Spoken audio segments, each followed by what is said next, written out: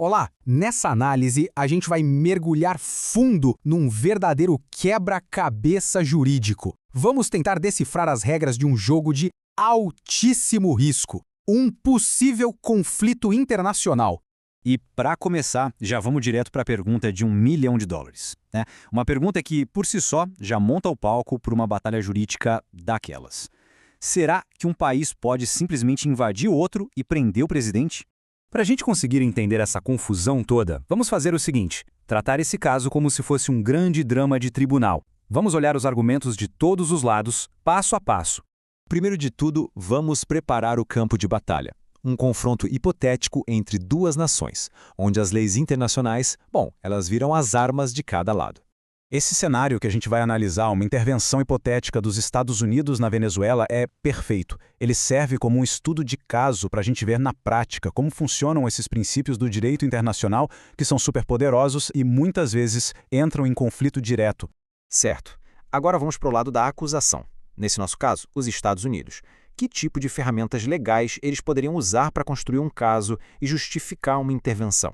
O primeiro argumento é um princípio moral e jurídico muito forte, conhecido como responsabilidade de proteger, ou R2P. A ideia, em resumo, é que a soberania de um país não é um cheque em branco para cometer atrocidades contra a própria população. Então, o ponto central aqui é esse. A R2 seria a grande justificativa para dizer que, olha, em certas situações, o dever da comunidade internacional de proteger pessoas pode sim passar por cima da soberania de uma nação. Mas ok, uma coisa é intervir, outra é julgar um líder estrangeiro no seu próprio tribunal. Para isso, a acusação precisaria de uma base legal. E é aí que entra esse outro conceito.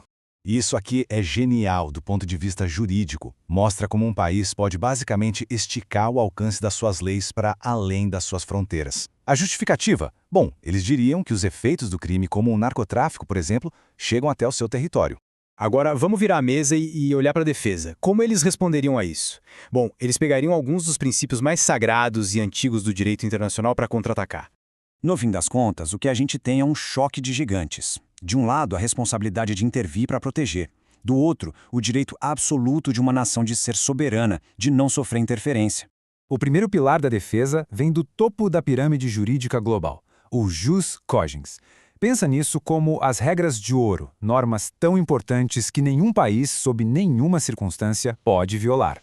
Então, se a defesa conseguir provar que a intervenção foi, na verdade, um ato de agressão sem justificativa, o jogo vira. Porque aí eles podem argumentar que a ação toda foi ilegal desde o comecinho por violar uma lei suprema. E a defesa ainda tem outro escudo poderosíssimo na mão, a imunidade pessoal de um chefe de Estado que ainda está no poder. Basicamente, um argumento é muito direto. Um presidente, enquanto está exercendo o cargo, não pode ser legalmente preso ou julgado por outro país. Simples assim. A imunidade, em tese, seria total. Mas e se a captura, a prisão em si, for totalmente ilegal? Uma violação clara de todos esses princípios de defesa que a gente acabou de ver. Pois é, essa pergunta leva a gente para uma reviravolta na lei americana que é, no mínimo, chocante e que poderia mudar completamente o resultado do jogo. É aqui que a acusação puxa sua carta na manga, um conceito jurídico para lá de controverso chamado doutrina Kerr-Frisbee. E o que essa citação diz é de cair o queixo. Basicamente, não importa como o réu foi parar no tribunal. Mesmo que tenha sido por um sequestro à força, como diz aí, a corte americana ainda teria o poder de julgá-lo. É um precedente impressionante. Para fechar, vamos dar um passo para trás e olhar o quadro geral. Ver como outros dois termos bem importantes se encaixam nesse cenário político todo que cercaria um evento desses. Primeiro, o conceito de casus belli. É uma expressão em latim para motivo para guerra. É a justificativa pública, política, para uma ação militar, não importando tanto a base jurídica dela.